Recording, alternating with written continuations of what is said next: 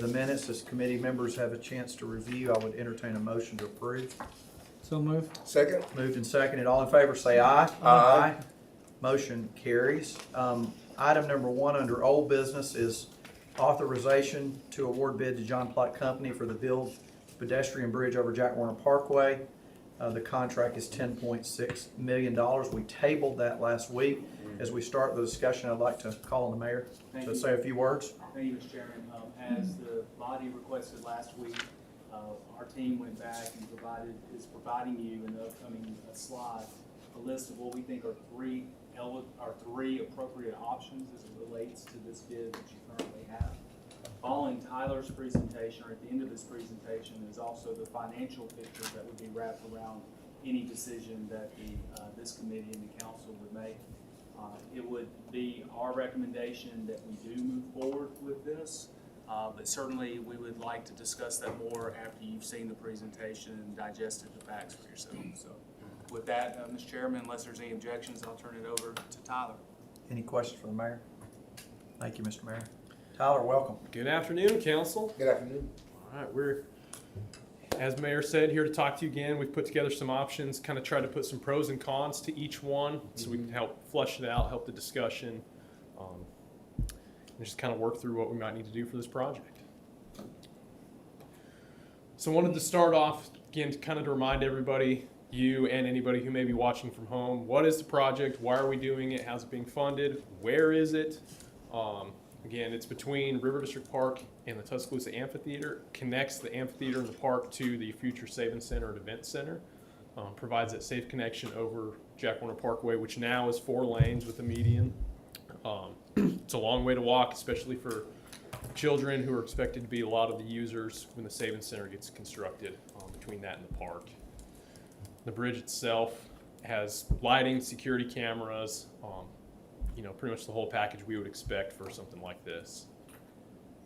Just a couple renderings of the bridge itself. The top left rendering, you can see the Hugh Thomas Bridge in the background that is looking east. The bottom rendering is looking from the other direction. You can kind of see the Savings Center and Event Center in the background as well. So the bid we received on October 4th, we received 2 bids. Low bid was $10.6 million. I kind of tried to lay out some of the highest line items from that bid tab just to kind of show what's really costing us the most money here. Also to show there's really not any single item we can take out that will make a significant reduction into the budget. And as far as the 3, that's pedestrian bridge section 1, 2, and 3, that is essentially in the plans laid out from this point to this point, everything included in that. For the bridge structure, the look is within each of those sections. We broke it up into 3 sections for the bid tab.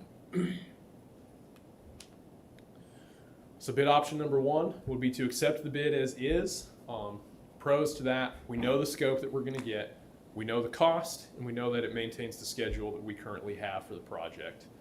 The cons, it's over budget. We have limited options to reduce costs for that budget. It requires a little over $4.5 million in additional funding, which Carly and her team have kind of laid out some options of where that could come from. So you can see we do have enough we could pull from, a little over $5.1 million we could use to fund this shortfall. And that obviously could be up for discussion, but that's what's been identified so far as funding that would be appropriate to help fill this gap.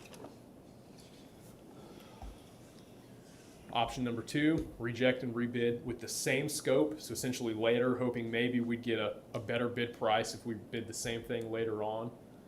Pros, there is potential there to lower the bid. Technically, it can happen.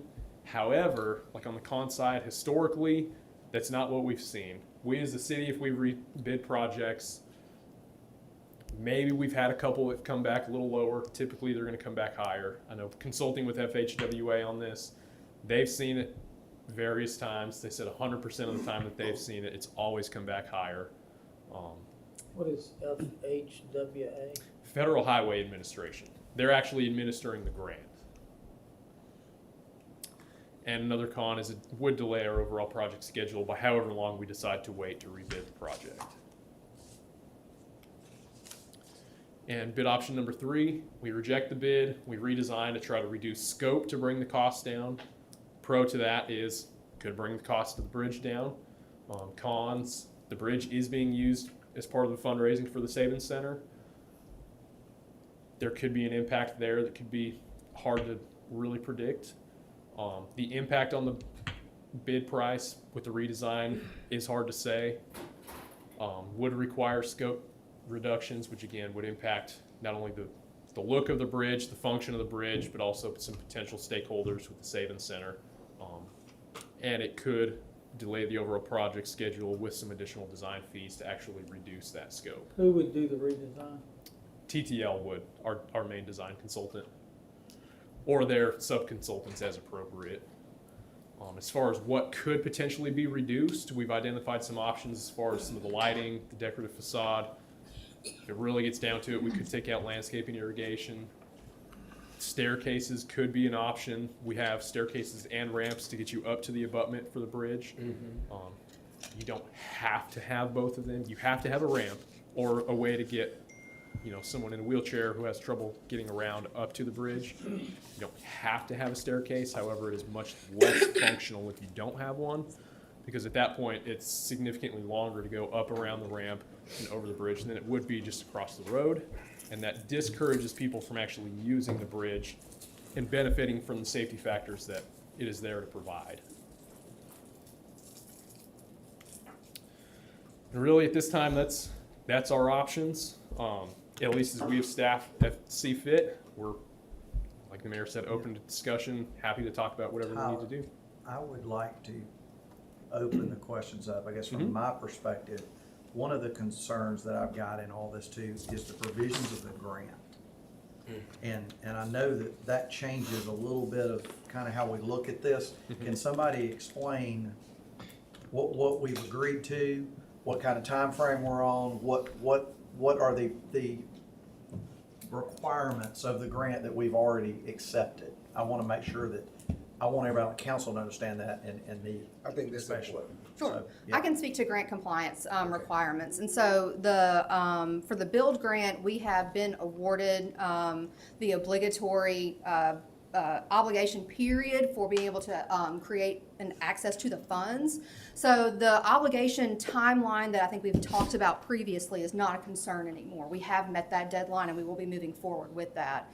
Any of these redesign, rebidding, and obviously just going forward with it as has been proposed via Tyler's options, none of them bring into any issue compliance with the grant. All of them will be fine moving forward.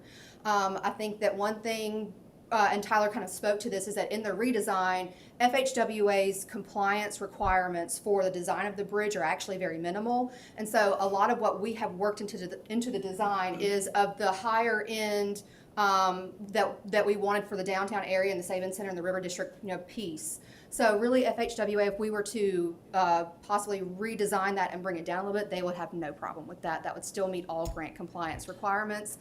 To be able to construct, we're in plenty of timeline availability to be able to. So there's no time issue, you don't think? Now, we do have a timeline requirement to be able to finish construction, but that is 3 years into the future.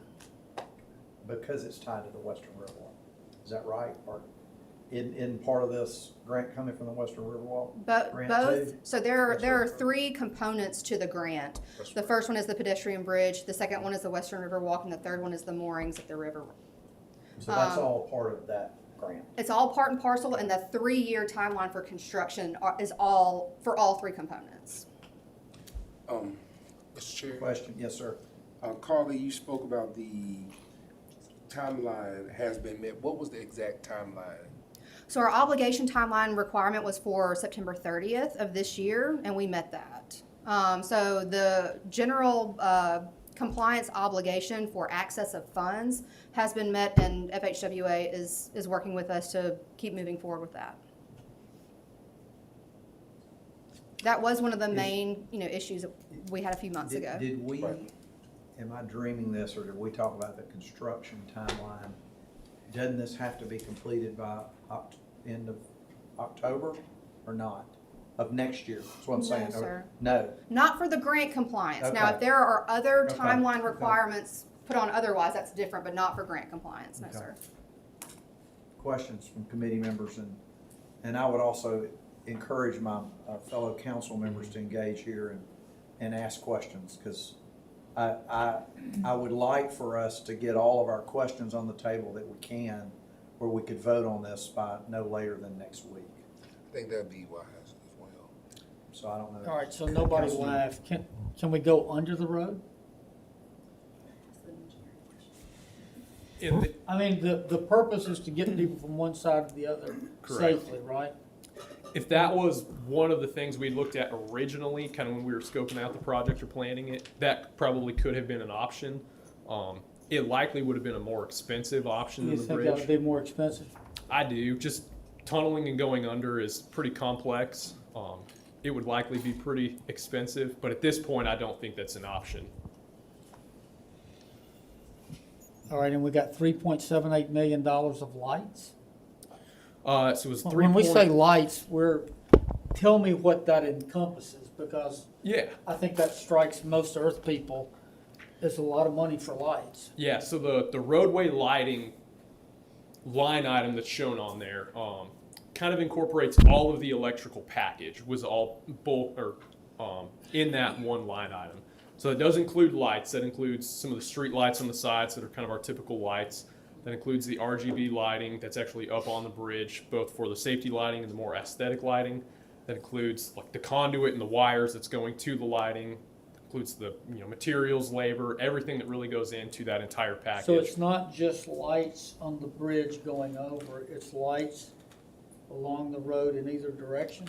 Not on the road, because the road itself already has the lights, but the paths on either side of the bridge have the additional street lighting. And then that's also the security component, like the security cameras, the fiber cabling, the installation of the cameras, and all of that as well.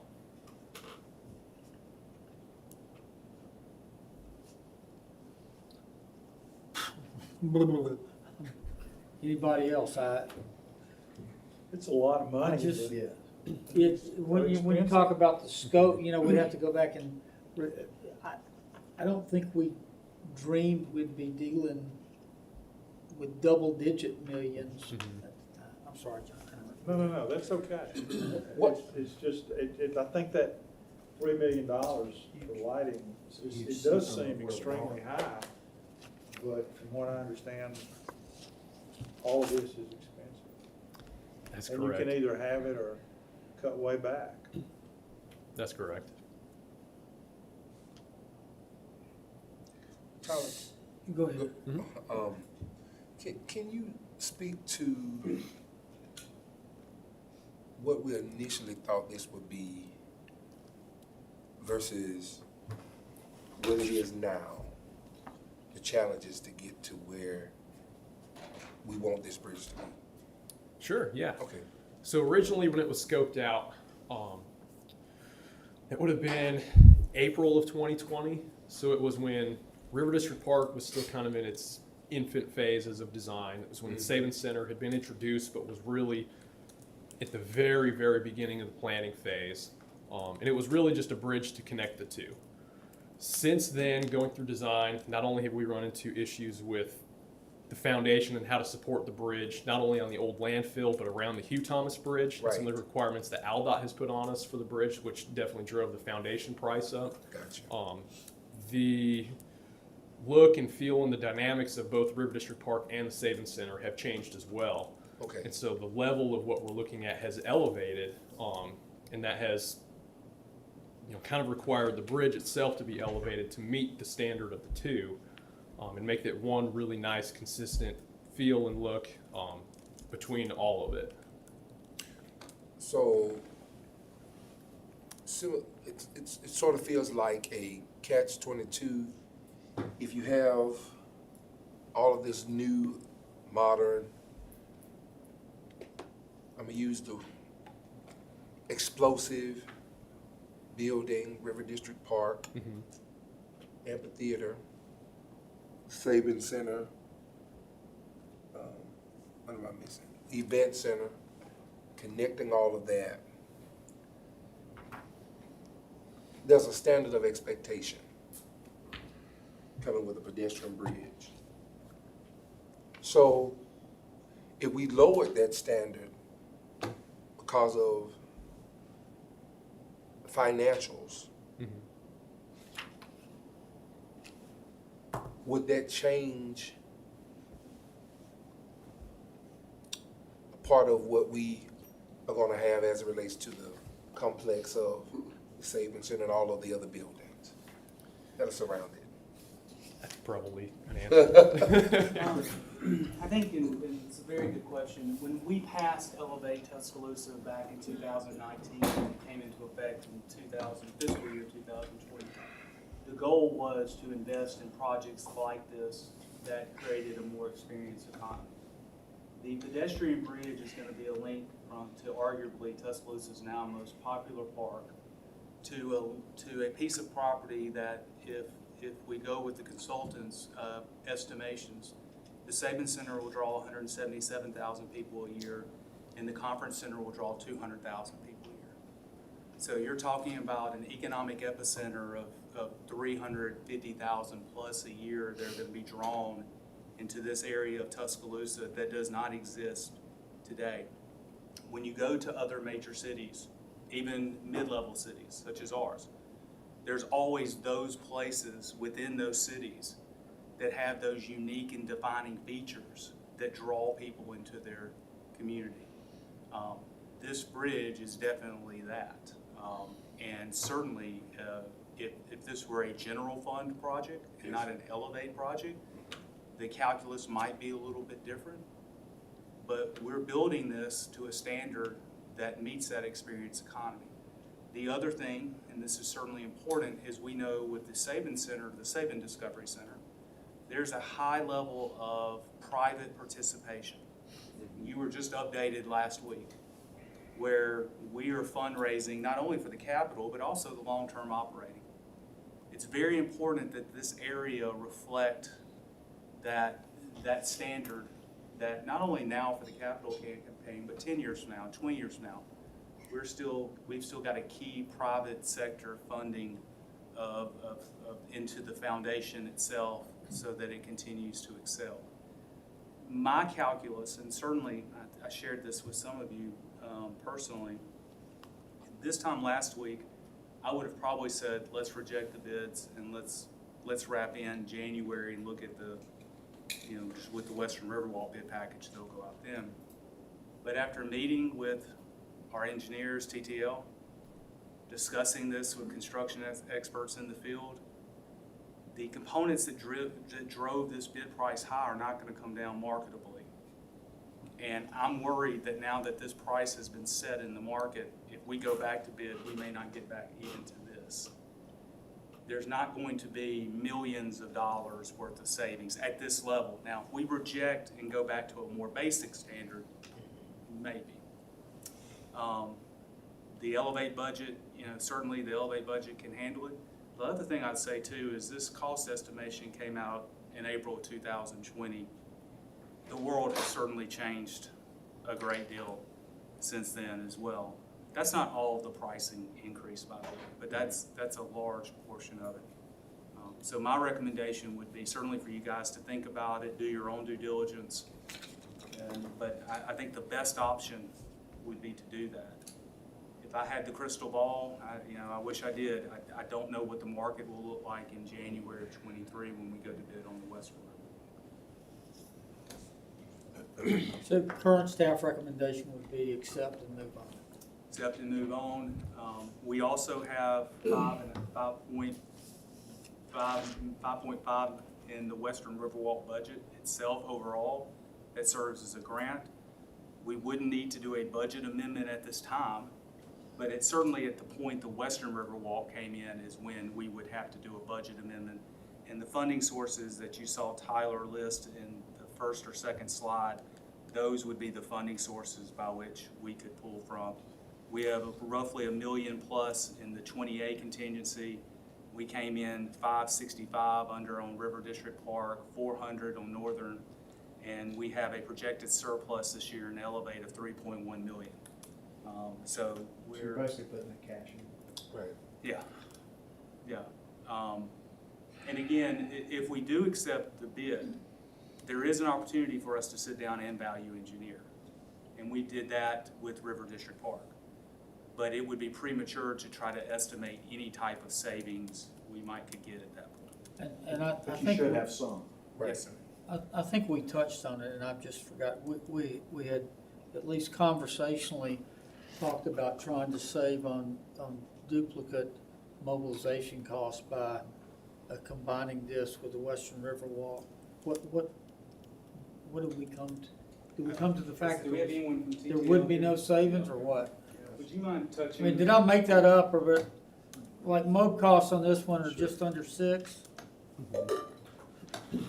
So I think with those projects being so separate in where they're located, I don't know if your mobilization is gonna help too much.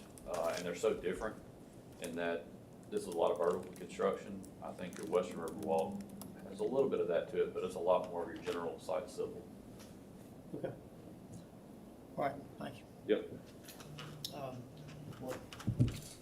What other questions, committee members or council people or statements, or anybody have any thoughts about this? Because I guess my thought is that we will come to hopefully some consensus on the committee next week to move this forward or not, or whatever, but I would like one more week.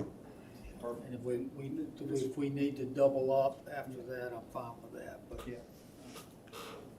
And Mr. Chairman, I would want to emphasize this, and you and I have talked about this as well. And this really doesn't go into the calculus of this decision, or possibly even the Riverwalk decision coming up in January, which we'll move forward with. But mayors and cities across this nation are going to be working with our federal partners. This grant was issued during the hotbed of COVID. Again, the world has changed dramatically. You have thousands of these different types of grants throughout the nation that were issued at one price value that are a totally different price value today. But I'm very thankful that we got that grant because it's providing $5.5 million towards this project. And what's the, on the PED bridge, how much of it's federal? It's like 5.9 million. 5.9 million. But we're gonna go back and see if the federal government will help us, not just cities across the United States, make up some of those delta, because we have the RAISE grant on University Boulevard that's next. And that was calculated, really the prices were calculated pre-COVID. And I would suspect they're not relevant today. Everybody, we talked about the Yeah, we musical talked, right. chairs analogy. Somebody's gonna be left without a chair. And more money or less projects, one of the two. if something doesn't change, you are right. But Okay. The other thing is you're aware of, the Savings Center, Event Center debt service, not the construction timeline, but the debt service has been moved from 24 to 25. And we don't anticipate a first debt service until fiscal 25. That frees up $5.8 million in your fiscal 24 budget. So we're not recommending you go spend that down, by the way, because as Colonel Busby said, it's a different world, and we're gonna need those cushions on every project that the cost estimates are pre-COVID, or really pre-January of 2020.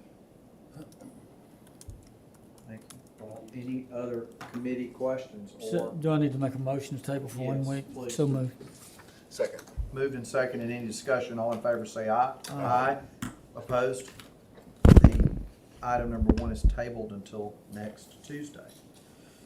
New business. Item number 2 is approval to enter into minor public works contract with Custom Irrigation Services to repair or replace existing irrigation at TPD Mechanics Shop. Craig, welcome. Thank you, sir. Like it says, this is the last part of the TPD mechanic shop repair that we had.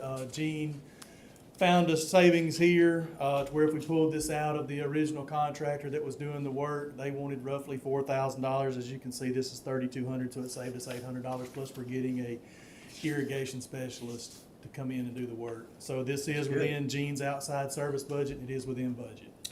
Questions? Second. Moved and seconded. All in favor say aye. Aye. Opposed? Motion carries. Item number 3, authorization to purchase HVAC unit from Johnson Controls. Total is $49,753. Welcome, Lua. Good afternoon, Council. This is the authorization to buy the HVAC unit for the Phelps Center. This is under budget for $49,753 to be bought through a state co-op, so through Sourcewell, and our funding is ARP And it's within budget. within Yeah. budget. We have 126,000 as a budget for this project. So this is just for the unit, not for the installation, that we are asking authorization right now. Questions? Second. Moved and seconded. All in favor say aye. Aye. Motion carries. Thank you. Item number 4, authorization to enter into joint funding agreement, hold on to something here, with U.S. Geological Survey Water Resources Division to continue the operation and maintenance of a stream gagging station, now that's good, with data collection platform on North River near Samantha. See, I was gonna say Savannah, what, I'm losing my mind. Samantha and stage gauge and rain gauge at Lake Tuscaloosa. Do not quiz me on that one. I need to repeat it. Ron, welcome. Yes, sir. I'm Thank running you. my own comedy show here. Yes, sir. And that is actually gauging, and that is the way it is spelled in their documents. We mirrored their documents. We agree that it probably should have a U in it, but we had to mirror their documents. This is our rain gauge north of Lake Tuscaloosa that gives us the level of the lake and flows coming into the lake. This is a USGS joint agreement where we co-fund that with them. It's out of the Lakes Division operating budget 3,100, and it is within budget. Questions for Ron? So moved. Second. Moved and seconded. All in favor say aye. Aye. Motion carries. Item number 5 is what is that? That doesn't, it's not the same thing. It's on- It's Yeah, there it's it is. It's a Sorry. different gauge. Authorization to enter into joint funding agreement with U.S. Geological Survey Water Division to continue the operation and maintenance of a stream gauging station on Cribbs Mill Creek. Ron, This is the gauge that is south of our can't read. wastewater recovery facility. It's a regulatory gauge that allows us to, tells us what we can and discharge. It's paid out of the Fletcher operations budget, and it's within budget as well. Questions? So moved. Second. Moved and seconded. All in favor say aye. Aye. Motion carries. Thank you. Item number 6, we've got an update from C-Spire. Mr. Mayor. Yes, sir. Thank you, Mr. Chairman. Recently, as you know, this committee has heard concerns that have been voiced by our constituents regarding C-Spire's implementation across Tuscaloosa. Several months ago, after you conducted those hearings, we began to see a lot of progress being made on the concerns. And we certainly appreciate C-Spire doubling down and really working to address them. We've reached a point where C-Spire would like us to begin granting the permits as at the time we put them on hold. Before we authorize that, I asked that they come back and make a presentation to the council. If the council felt comfortable, then we would go ahead and authorize it. So at this time, I'll turn it over to Tyler, and I think he's going to turn it over to the C-Spire team. Tyler. All right. So as the mayor said, we're a few months into not permitting new C-Spire permits. They have had a batch of permits that were previously approved that they've continued working through, and that's kind of given us a testing ground to see, okay, how can we help address some of the issues that constituents have brought up? You know, what adjustments do we need to make? And so far, I think their team has been great in working towards those goals and making it easier for anybody who's in the area that's impacted. I know my complaints that I've received have dropped dramatically. At one point I was receiving a couple a day. I'm sure it was the same for you, Councilman Crowe. Absolutely. It's maybe been a couple weeks Totally since I've had different. another one. So And it that has is been very appreciated. a marked improvement. And some of those things have been even just improving communication with the constituents or with the residents in the neighborhood, with additional flyers in the mail, door hangers, signs throughout the neighborhood, signs on the trucks that say, hey, if you have issues, here's who to call. They know who to get in touch with. They see them out there. They're talking with them.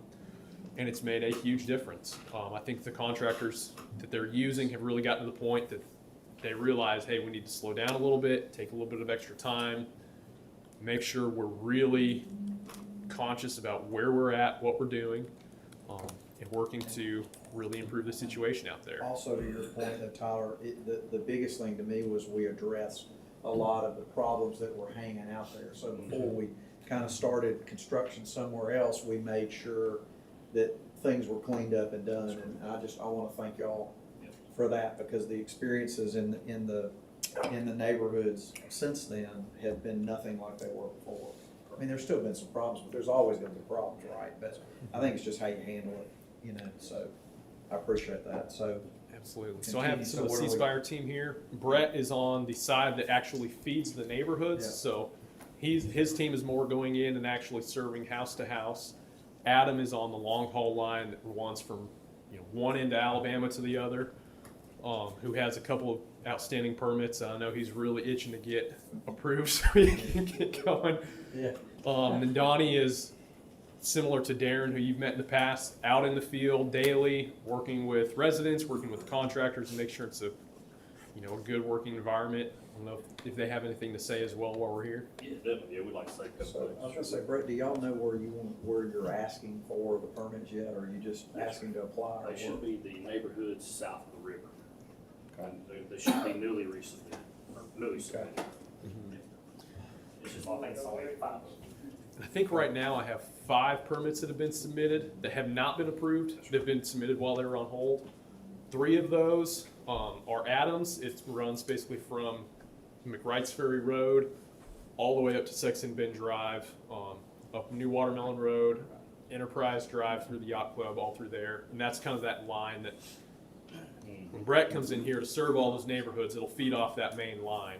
That's right. And that is 3 permits for that one major line. And then I have 2 permits from another side of C Spire that actually feed individual businesses that are downtown businesses wanting C Spire service.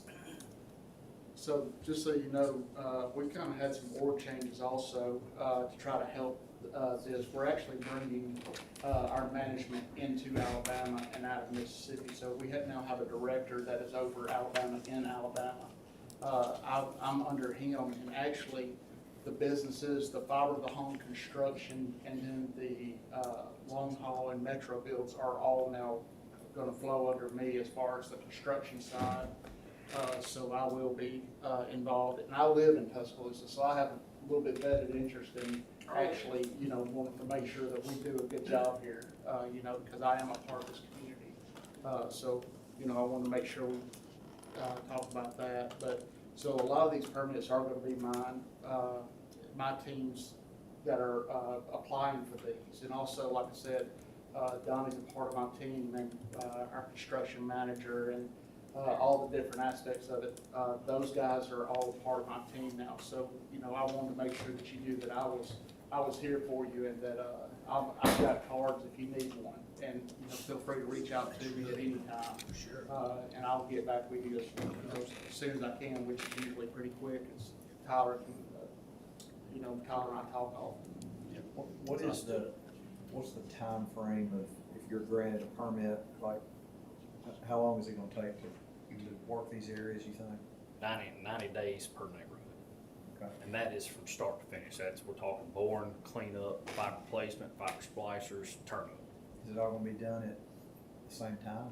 And the whole area start work, So, or you do what one I'll- area at a time?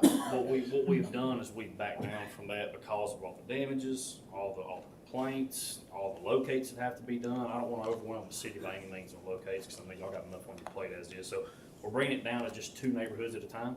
If it's a really large area, then I'll do a really large area and a super small, like 20 house neighborhood. So I've got a way that I can kind of shift those around. But 2 neighborhoods at a time to keep it down. You're, for what it's worth, your subs are a lot better. They are, yes, sir. They're doing a great job. We had some meetings with them. We also got our marketing team on board and made some changes to some flyers. We got the correct phone numbers put on those flyers. Previous flyers have Mississippi numbers, and that was incorrect, so we got an Alabama line. So it's been a lot of changes since the very first meeting to make all this happen. And I think it's going I to, think it helped you too, you had a local contractor, that, yes, one that I'm aware of, that I guess, yes, sir. you know, Premier. but I mean, I think it changed after that meeting we had. It did. And y'all been really good at that, so what do we need to do, I guess, as a group? I mean, I would recommend that we grant them permits to work and continue to hold them accountable like you are now, but I think we're gonna have minimal problems with them based on where we are today. Yeah. I do I want to don't say, know what y'all think. we did have the towns of Tuscaloosa pending permitting, but I've looked at the Google Earth road view, and with all the courtyards and wrought iron fences, I'm not 100% sure we want to go in there and bore all that. I don't know. So if we decide to come party with you I don't over know if I'm there, allowed to even speak you on know, that. we might need to have a HOA I will meeting or say something. this, from a group of constituents, I would be real careful. Yeah, exactly. I would recommend, in all seriousness, in any neighborhood, you know, contacting the HOA. Because what generally and understandably most people get concerned about is just the vacuum of information. That's right. So the more information you can get out there, contact, which makes all the difference in the world. Because there's going to be issues. There's no way when you do something like that. Right. So I would strongly recommend it. Yeah, definitely just have a meeting before we get started. You mentioned businesses in downtown. What are you doing with the residential neighborhoods downtown? So the residential neighborhoods downtown, that'll probably be after the first of the year.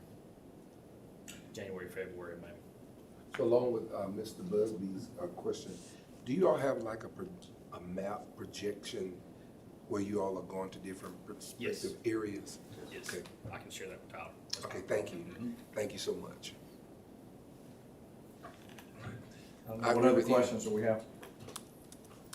So what does this need to move from projects to full council, or This, do we just need to remove our ban, or what? so this actually came from Mayor's action when, in his role as CEO. And so Mayor, if you're comfortable with, Tyler issuing permits, again, I'll send a letter to all the same people at C Spire I sent, telling them we weren't gonna issue permits, thank them for getting everything, going right and they'll And work then with Tyler. just kind of, if you will, y'all really keep us updated, because I think every council person, because especially what I've tried to do is communicate with people that this is coming. And I think that's, if you'll just keep back on that train. Tyler, just saying, this is the schedule, just so people kind of know, and then we know if any of those numbers have changed, any contacts, any, anything, just maybe send that to him and say, yeah, we're going to this neighborhood, here's the date, here are the contacts and problems, that kind of stuff. Most of that's probably the same, but I don't want to assume that. Right. Because it sounds like y'all made some of the right changes, in my opinion. And Mr. Chair, as it relates to, within my district, many of my neighborhoods do not have HOAs. So finding a different way to communicate that, whether it is by radio, commercial, letting people know that this is coming. Huh? We'll send a team out. Yeah, To okay. go- They go door to door, they do flyers and everything, and let everybody know. And we also do mailings. Okay. Yeah, we do letters. We do two different mailings before we start construction. And the reason I use the radio is because a lot of my constituents listen to particular radio stations, and just a 30, 15-second snip that, hey, be on the lookout, this is coming through your neighborhood, Cool. Thank y'all. Thank you. Mr. Wilson. Thank you. Appreciate y'all being here. Item number 7, Mike, welcome. Neighborhood drainage update, where we are. Good afternoon. Yes, sir. I want to just take a little bit of your time and bring you up to date on our neighborhood drainage projects. If I can operate this. So, I guess if we start out, this has been going on about a year since we started our neighborhood drainage initiative. This slide here, you'll see the ones with the check mark on them are projects that have been completed. They may be in closeout, but generally all the construction work has been completed. You see what the budget is, and then what the actual cost came in to be. We've been under budget on several.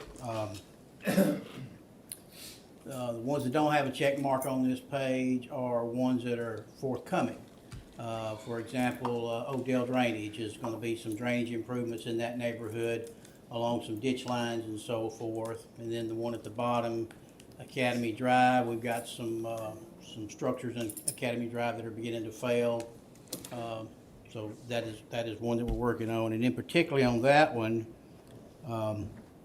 it's an in-house design. Our estimate has come up to about 600 grand, which is over the budget, obviously. So we are evaluating other options on that one.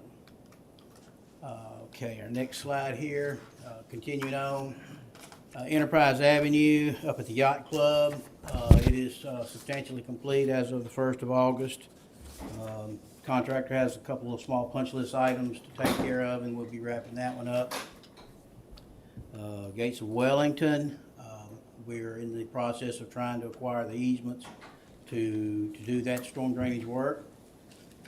Eastover, looking to engage a consultant to do us a fairly complex drainage study to determine what improvements need to be done to minimize the flooding in that area.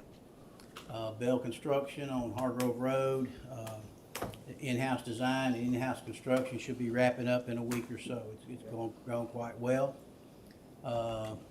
Woodridge Road, this is another area where we have water that overtops the curb and goes into a person's yard before it enters the drainage system down at the bottom of the hill. We've acquired the easements for that and are looking to start the construction of that probably in the next couple of weeks. Mike, can you flip back to the first page? Yeah, you want to make me, okay, let's see if I can do that. Put it in reverse. I think that's the first page. Okay, so.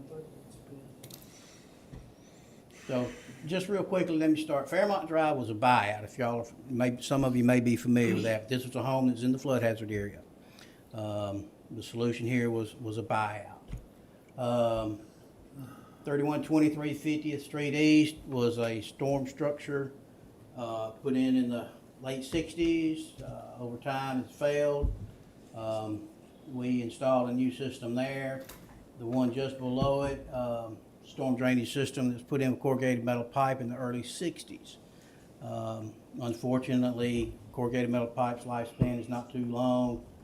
This one failed, was causing some sinkholes. We went in and replaced it with concrete pipe. Well, the YMCA 13th Street and 22nd Avenue, we've initiated a study on that, got that study back from the consultant.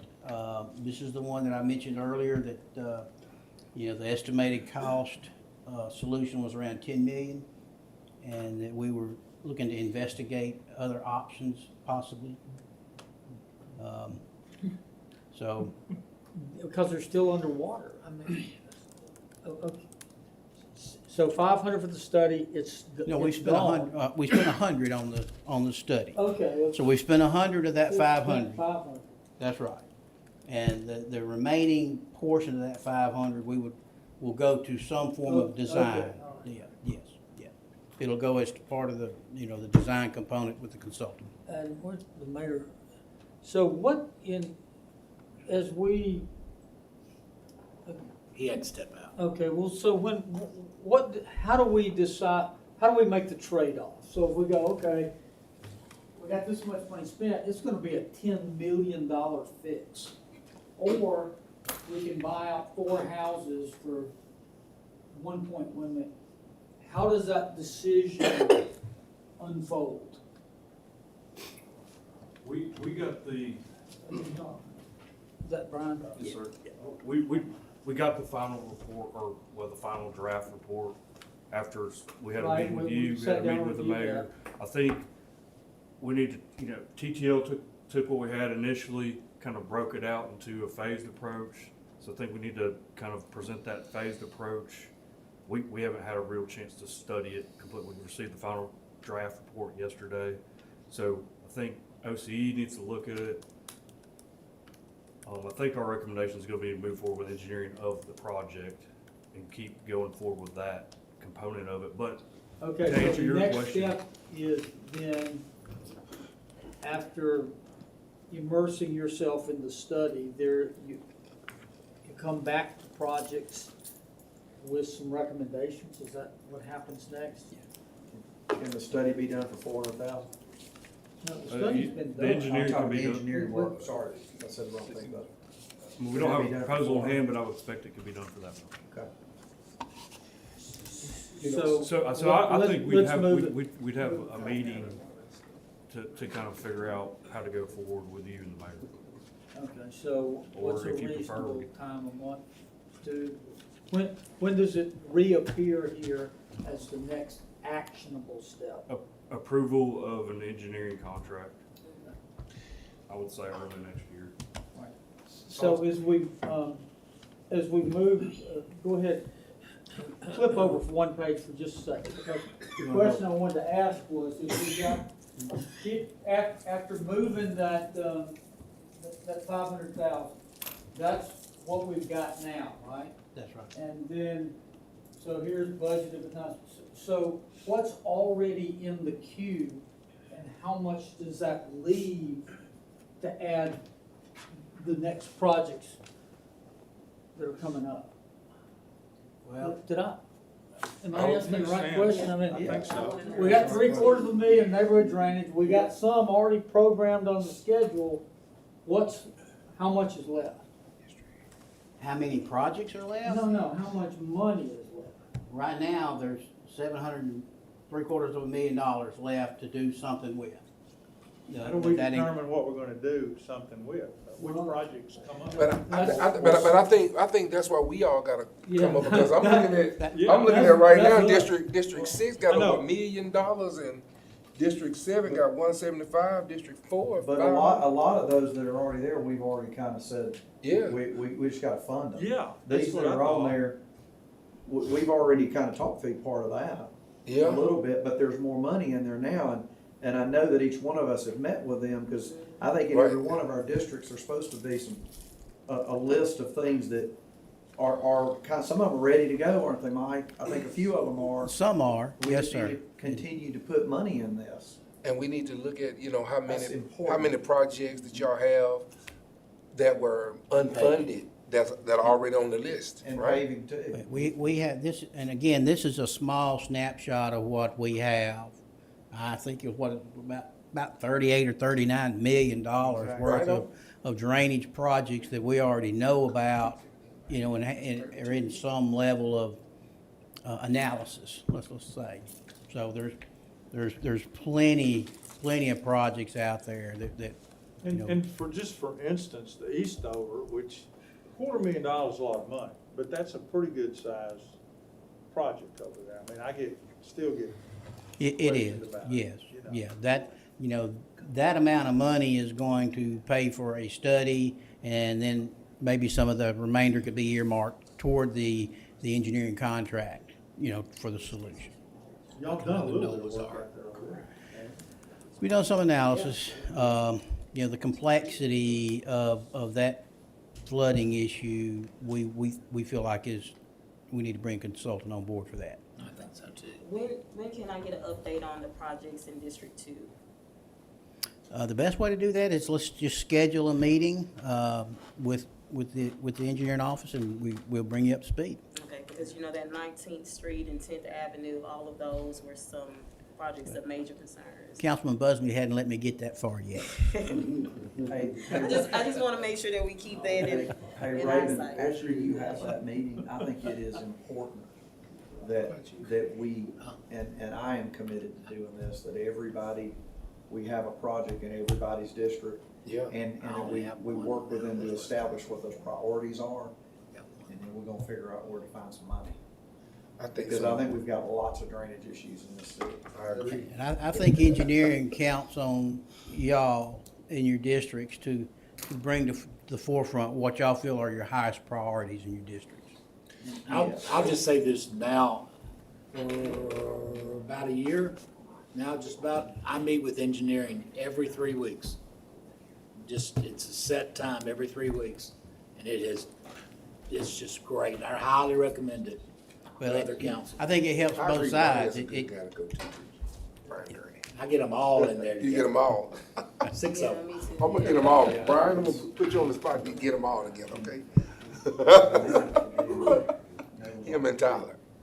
all right, just a couple of little photographs. This is the Fifth Street improvement, and obviously our pipe networks that we've installed are underground, so you don't get good photos of that. But this is looking at the finished product. The pipe was laid between these two homes. You see it going on into the rear yard. A very similar situation here, where the contractor's finished up and we've resodded the homeowners' yards.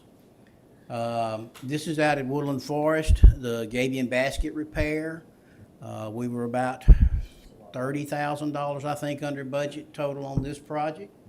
There we had a failing, some Gabion baskets that were beginning to fail and fall in, and you can see that we've repaired that, and then also reinforced the toe with some riprap. This is up at the Yacht Club. This is Enterprise Avenue. This was one that we did a little joint venture with the golf course owners. The sinkhole. That was the sinkhole. That was the sinkhole. This is a photo of the pavement repair, and then the outfall on the south side that leads to the lake on hole 16, I believe. So moving on, this is a snapshot of 4 projects that we feel like are high priority. The 10th Avenue drainage and Bonita Terrace. We have an estimate there. We feel like this needs further study. Houndstooth pipe clean out and Parkview pipe replacement. The Houndstooth condominium on 15th. There is a segment of box culverts underneath their parking lot, and they need cleaning periodically. This is just natural erosion, trash, and sediment that collects in these systems that need periodic cleaning. There's some pipe that leave the railroad track that carry water to this box culvert. Some of those are undersized, and we need to upgrade the pipe sizes there. 8th Street and Red Drew, we have a section of storm pipe under 8th Street that is beginning to fail. And again, this is a repair. That's a pipe that's probably been in the ground 100 years. This is a snapshot of the 10th Avenue Bonita Terrace. Excuse me. Here's a couple of photographs of what we're talking about. The photo on the left is the flooding that occurs in the roadway, and then this ditch is on the east side of Bonita Terrace, and as you can see, fairly erosive. That we need to go in and do some repair work on that. And the residents that live right behind that, they complain often about that, so I'm happy to see that. Yes. We have that cost estimate there. Is that just for the study or is that for the work? That's going to be predominantly study. Yeah. This will be a several $1 million project. 80 of that. 80 was for the ditch maintenance? Okay, all right. 100 is earmarked for the study, and then 80 is for the repair or stabilization of the ditch. Here's just a snapshot of where the Houndstooth is and on 15th Street, right across from Central. And then this is the location of the damaged pipe on 8th Street at Red Drew. Here's a list of other projects that we have and where we are with our estimates of costs. So at this point, we have in District 1, Jemison Drainage. There's new infrastructure that needs to be installed there to reduce flooding. The Beverly Heights area in District 5. Again, this is undersized storm pipes that we need to take a look at. Dogwood Lane, replace some existing pipe with reinforced concrete pipe. There's the YMCA 13th and 22nd that we talked about earlier, and we'll be back to y'all with a concept on that, probably with multiple phases. Obviously, we'll also investigate looking at what buyout might do. And T.Y. Rogers and 21st Avenue, isn't that District 1? Wouldn't that be District 1? You may be correct on that. That's what I thought. This is right across from the Grace Baptist Church. Believe I got the name of that right. First Baptist Church, huh? But T.Y. Rogers doesn't go all the way down. This is one that was just brought to our attention about three weeks ago, maybe somewhere in that neighborhood. 21st Avenue floods, and we have to close the street. So we've started investigating that. The first thing we did was we investigated the pipe network to see if there was any blockage. Did it need cleaning? Did it need maintenance? It all checked out clean. So we're in the process of analyzing, is it a pipe capacity problem? Is it an inlet capacity problem? Maybe a combination of both. And then what will the solution to that be? More than likely, it's going to be installing some new pipe or enlarging some pipe, carrying this water to the west to a large box culvert that goes under the railroad track. I would encourage each one of my council friends here to have those meetings with them and look at what's there, and let's try to put our heads together on what can be done. Right. Mike, any other questions for Mike? We're running short on time. We've got a lot going on this afternoon. Any other questions? Mike, thank you. Any other items to be brought before the committee today? Our next Public Projects Committee meeting will be next Tuesday, November the 8th, which is Election Day. Please go vote. I already have. I would often. I would entertain a motion to adjourn. So moved. Second? Moved and seconded. All in favor say aye.